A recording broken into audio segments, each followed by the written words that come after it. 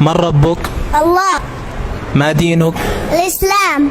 من نبيك؟ محمد صلى الله عليه وسلم. ما كتابك؟ القرآن. أين الله؟ في السماء مستوى على العرش. ما الدليل على ذلك؟ الرحمن على العرش استوى. ما معنى استوى؟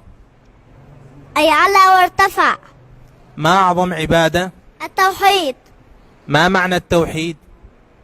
لا إله إفراد الله بالعبادة. ما أعظم معصية؟ الشرك. ما هو الشرك؟ عبادة غير الله مع الله. ما هي كلمة التوحيد؟ لا إله إلا الله. ما معنى لا إله إلا الله؟ لا معبود بحق إلا الله. لماذا خلقنا الله؟ نعبده وحده لا شريك له. كم عدد أركان الإسلام؟ 5. ما هي؟ شهادة أن لا إله إلا الله وأن محمد رسول الله، إقام الصلاة وإيتاء الزكاة وحج البيت ما استطاع إليه سبيلا وصوم رمضان. هل لله أسماء وصفات؟ نعم. هل أسماء الله وصفاته تشبه أسماءنا وصفاتنا؟ لا. ما الدليل على ذلك؟ ليس كمثله شيء وهو السميع البصير.